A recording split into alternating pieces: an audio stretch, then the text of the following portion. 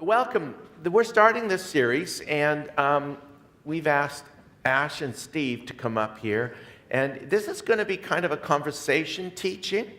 And the thing is, you've submitted questions. And it's interesting, if you go, as we do, we travel a lot, so we get all over the world, and we typically end every conference that we do with Q&A, which I always tell people is the most important part. And everyone loves it. Why? Because everyone feels like, hey, I can actually relate with that. Sometimes we stand up here and we teach everybody what to say, what to do, and people are, you don't know. But when you actually have Q&A, people feel like you're listening.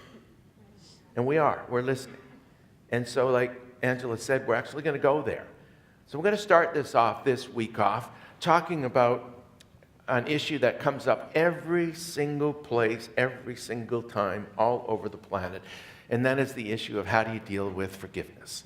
And we've brought Steve and Ash up here kind of because they have gone through some stuff and they have some real life stories and have really walked through it. And it's going to be amazing. I just promise you that. So why don't we just start off. Okay, you go ahead and read the... Well, these are two of the questions. There's many on this, as John says, we're always asked this, but we're going to put the first two questions together. How do I forgive someone when they have hurt and betrayed me badly? I find it so difficult to forgive, totally understandable. Number two is, how is it fair that I have had to deal with a never-ending divorce from hell and raise 3 kids by myself?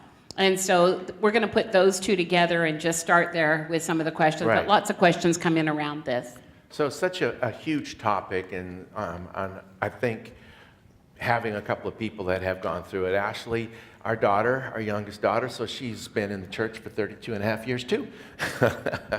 and Steve, her husband, how long have you been in ministry, Steve? 20. Talking to the mic. Use the mic. Sorry, hello. I'm new to the mic thing. 25 years. 25 years. So we got some experience. But, tell us a bit about your story that would actually make us want to listen to what you've got to say about this.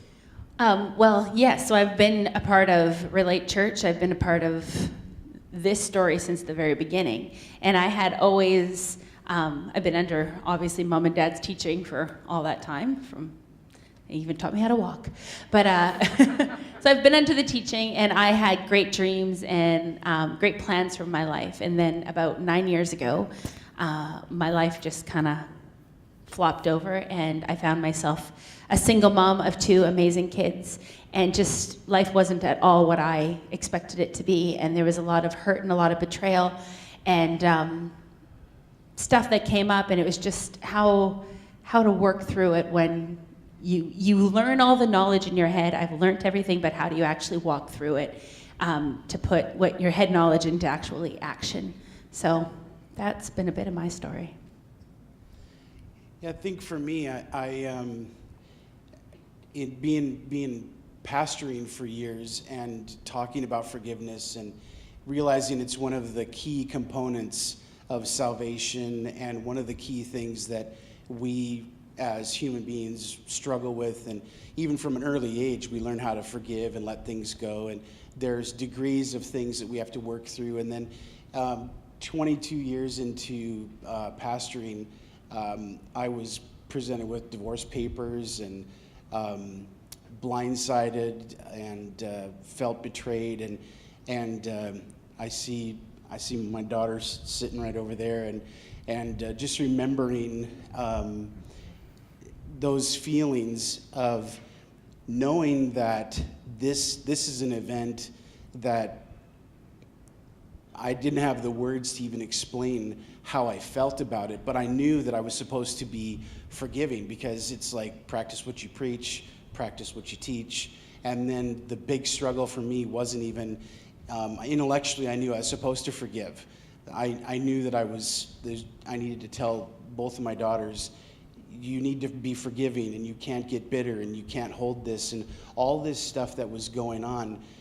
But my struggle was beyond intellectual, even emotional. It was just like, I don't even feel it. Like I don't even feel like I want to forgive. And and then going to court 11, 12 times, and just having all of the waves of emotion and hurt and financial and all that stuff. I found that my struggle wasn't even just knowing that I needed to forgive, but saying, God, help me to even want to have a desire to forgive. And so that was my first prayer, was just, God, give me a desire to be forgiving, because that was my first big hurdle that I had to overcome.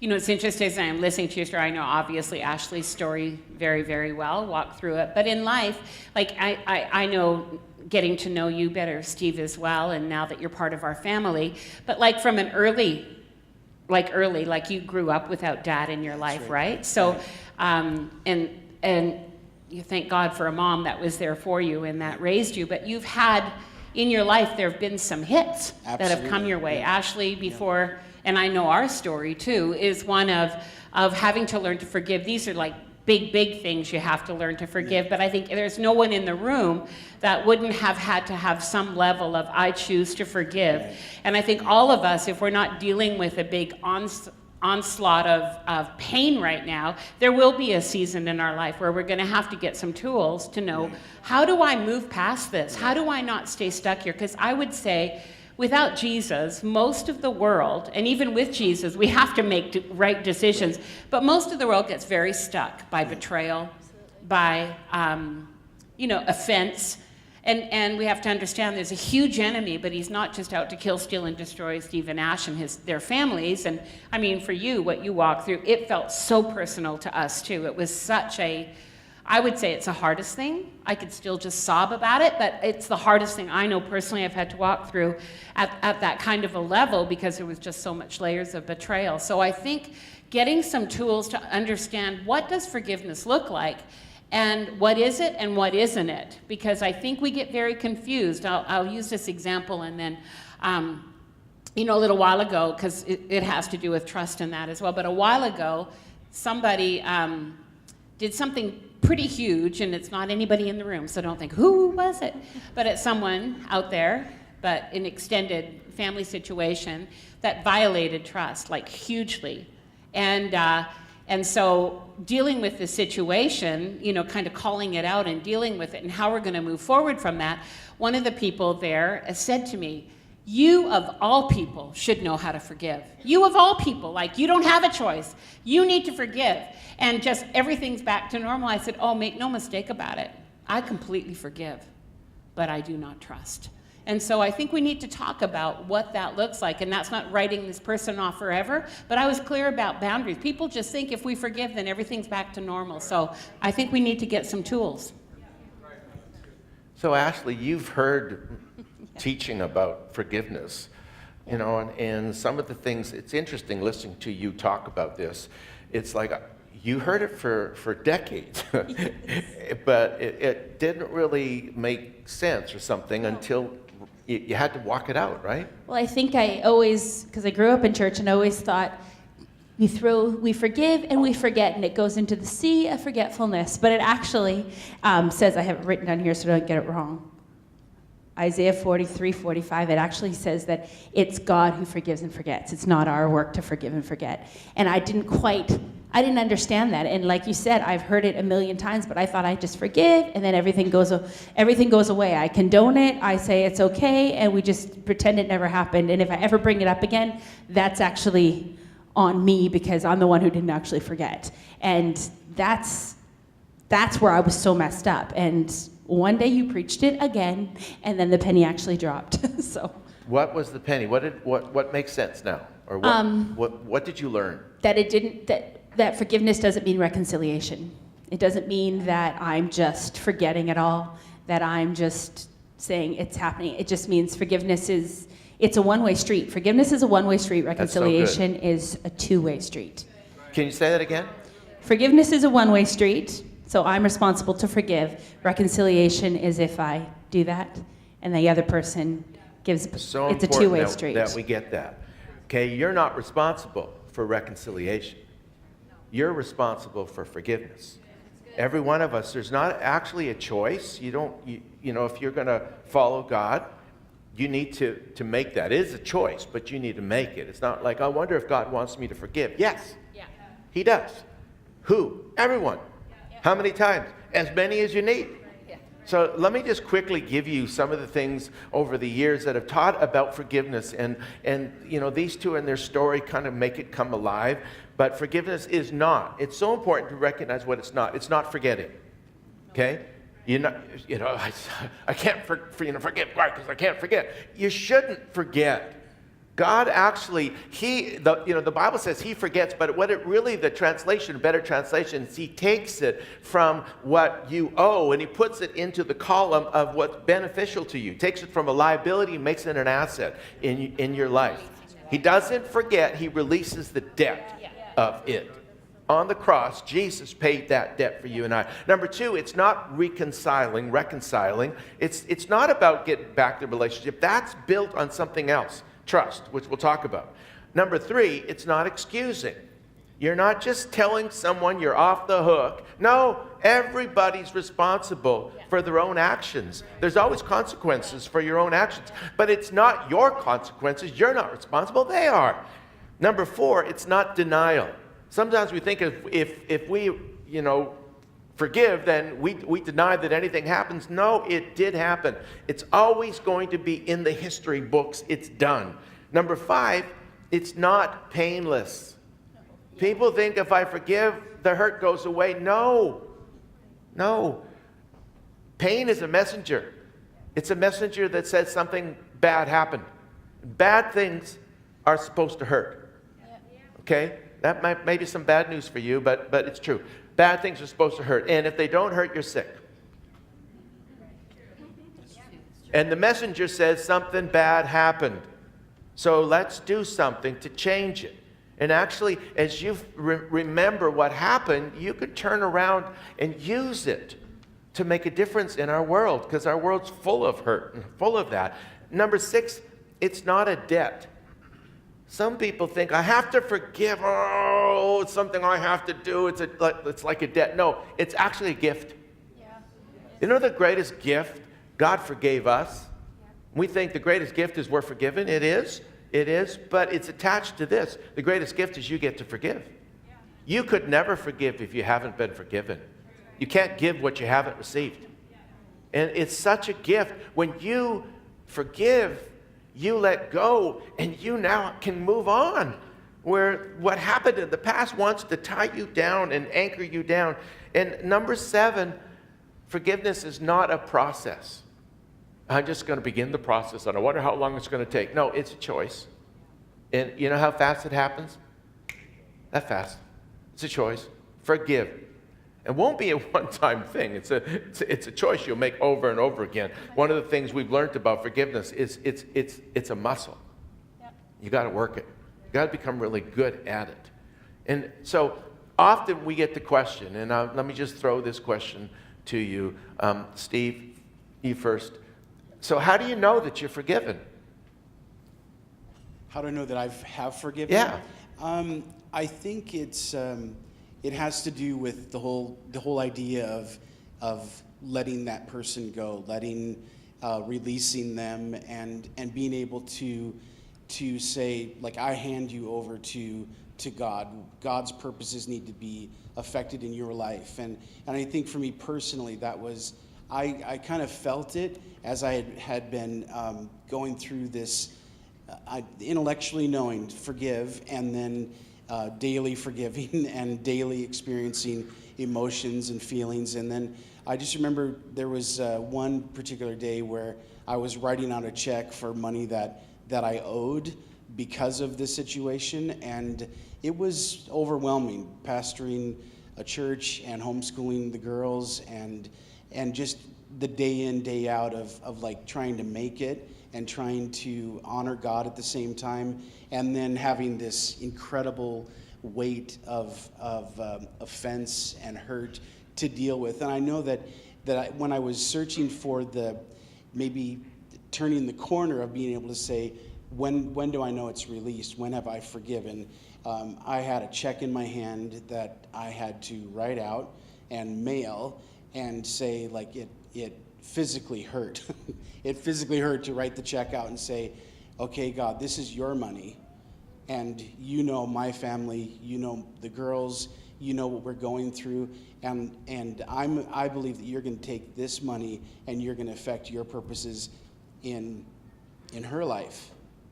And for me to be able to say that when I'm in my car and putting it in the mailbox and just being able to say, okay, God, you do what you need to do with her. That was a moment that I won't forget, because things started changing for me, because I realized that I wasn't going to be the servant that had been forgiven millions and millions and then go back after someone else and put myself in the prison. So that was, for me, the first day I just felt like I experienced some freedom here, and that was cool. And it began to affect my outlook on stuff. It began to affect how I read papers. It began to affect how I looked at finance. It began to affect how I looked at our home, everything. But it was a choice, and it was a hard choice, but it had to do with me saying, okay, God, you do what you need to do with her, and I'm going to just trust you that you're going to do what you need to do with me. Wow. Let go. Wow. Ashley? I didn't actually have... Yeah.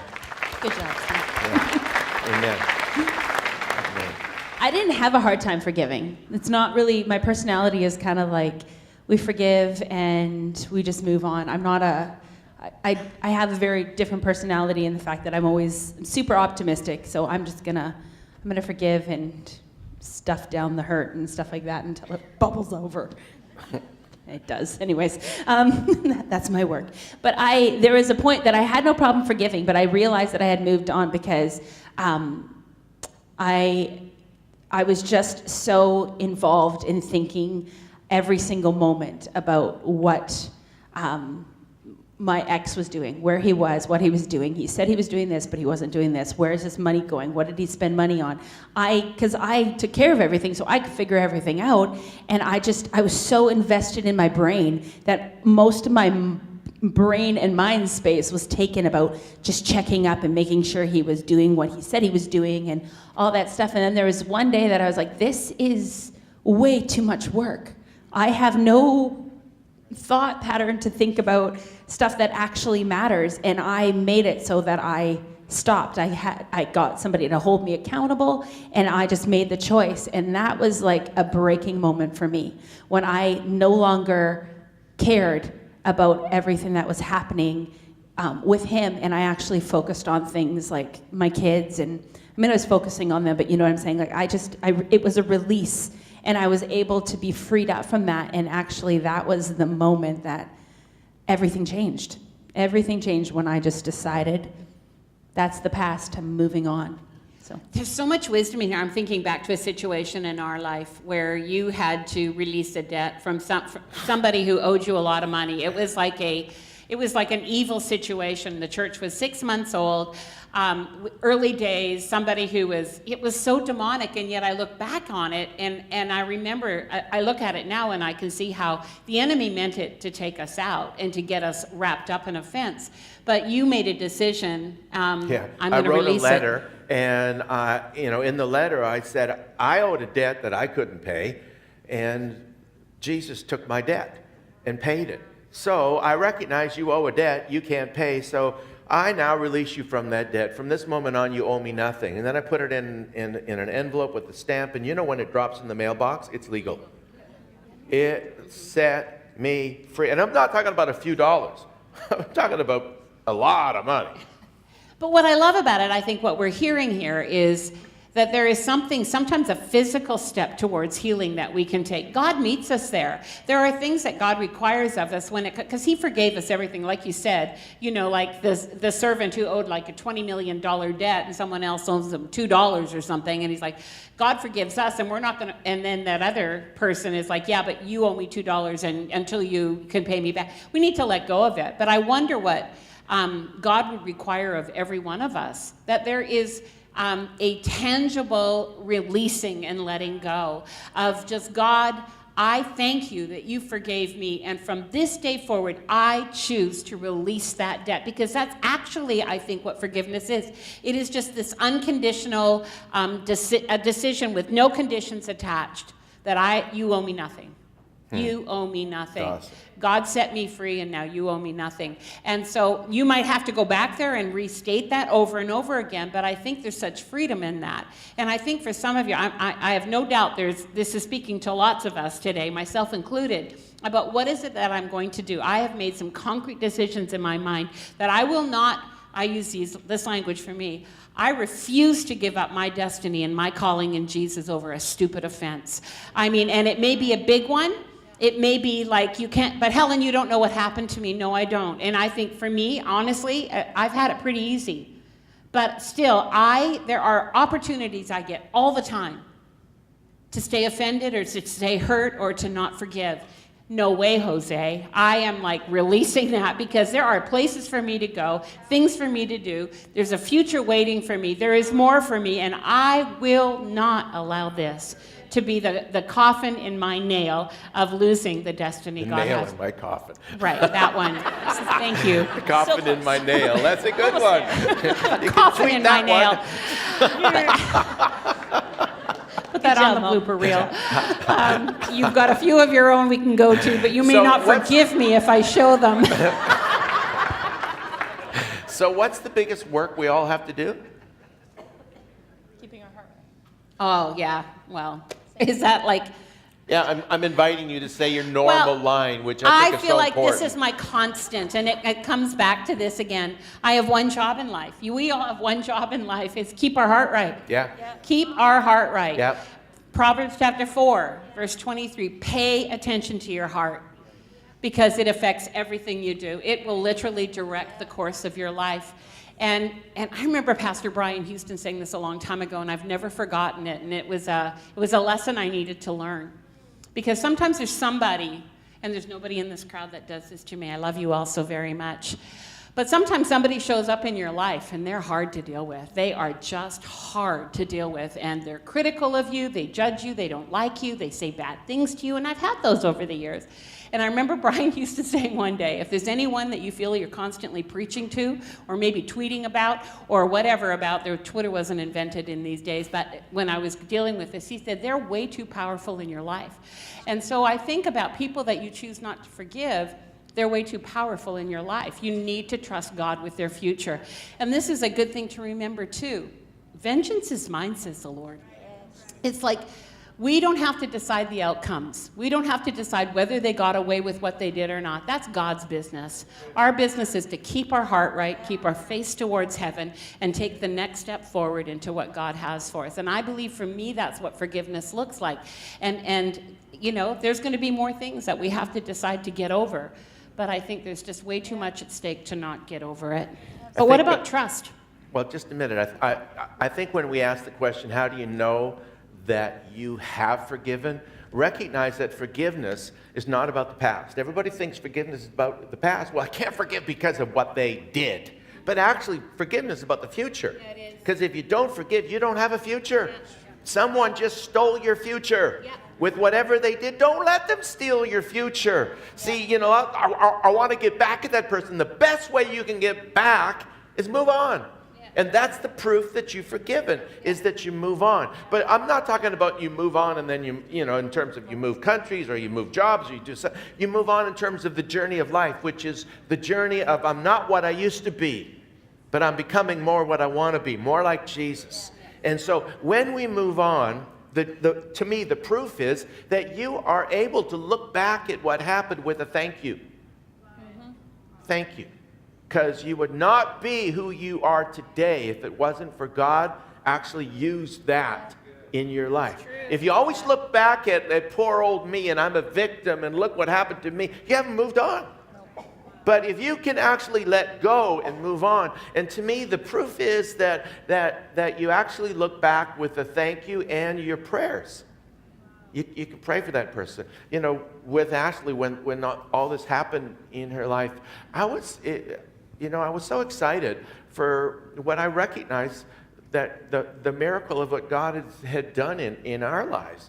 Because I don't think there was a moment that I did not love and pray for and believe God for her ex. And there's never been a moment since. And most people would think sometimes, a dad with a daughter that's gone through stuff, you'd be out there with a gun hunting for, but it's just the opposite. And see, I think that's the proof that you move on. But one of the things that you need to recognize is, like I said, forgiveness is not reconciliation, because reconciliation is based on you can actually begin to build, and you can't build without trust.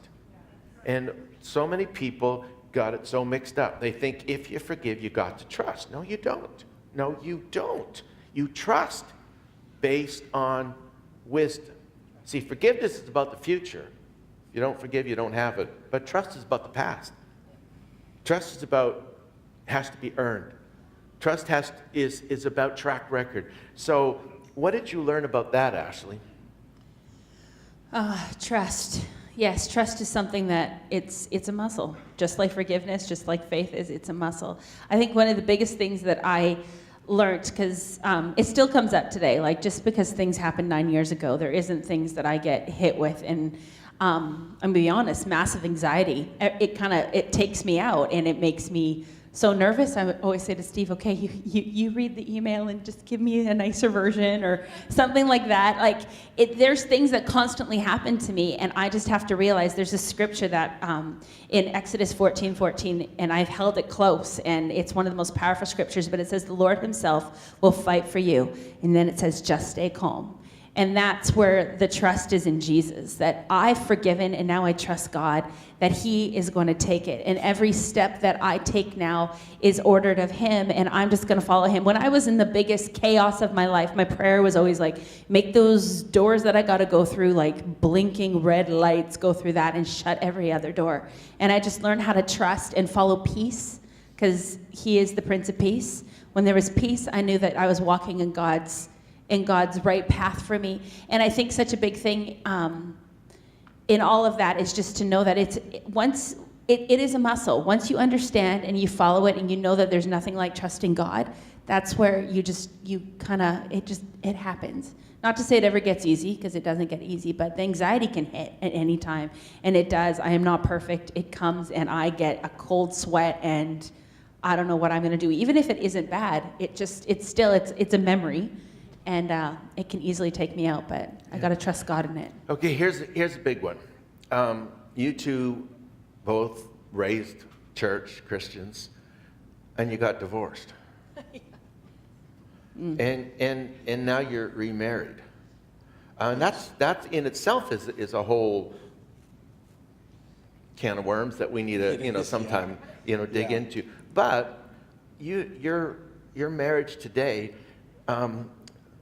How do you deal with the past? Because you've always got baggage. Oh, it's Right. there.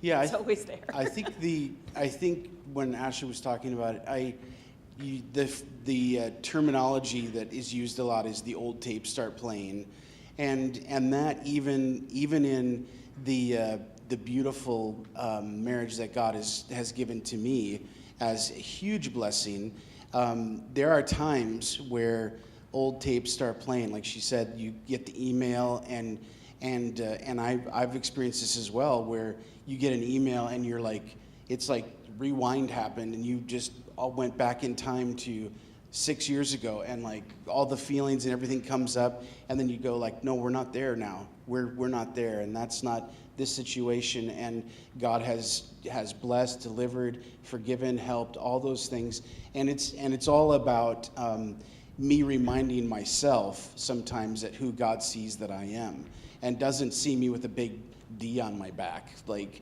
you are the divorced guy, even though now everybody knows that. But the truth is... It's so huge, isn't it? Because the world does want to put tags on you, identity tags on you, and you need to actually continually fight that, don't you? I think a big thing too is forgiveness, but you also have to forgive yourself. Because I went through a lot of stuff where tapes would play in my head, and I began to believe a bunch of lies about myself. The devil just planted seeds, and they just got bigger and bigger until I thought I was something that I actually wasn't. And then I had to constantly forgive myself, because that comes up when there's disagreements about him. I'm going to treat him in the way that the old tapes made me feel like I was, or things like that. And then it's a moment of like, hold on a second. We're not against each other. We're fighting for the same thing. And that's that's not it. And that's our work, because we've said that before. Like you have baggage, and it doesn't go away. As much as you want it to, it doesn't. 44 years of marriage. Do we have any baggage? It's not just divorced people that have baggage, people. We have baggage. Everybody has baggage. Amen? Yeah. Is anybody in here that doesn't have baggage? Oh, good. You're all alive. Yeah. So we have to deal with our stuff too, because there's stuff that's happened in our relationship over the years, that there's stuff that comes up that I'm like, yeah, and I can go back and I can think thoughts about myself or think thoughts about you that we constantly have to work at. Or there's just a fight, all of us understanding there is a real battle that wants to take us out. And so what we have to do is, I think, my hope is not in John's behavior or in the behavior of somebody else out there, even my own behavior. My hope has to be in Jesus.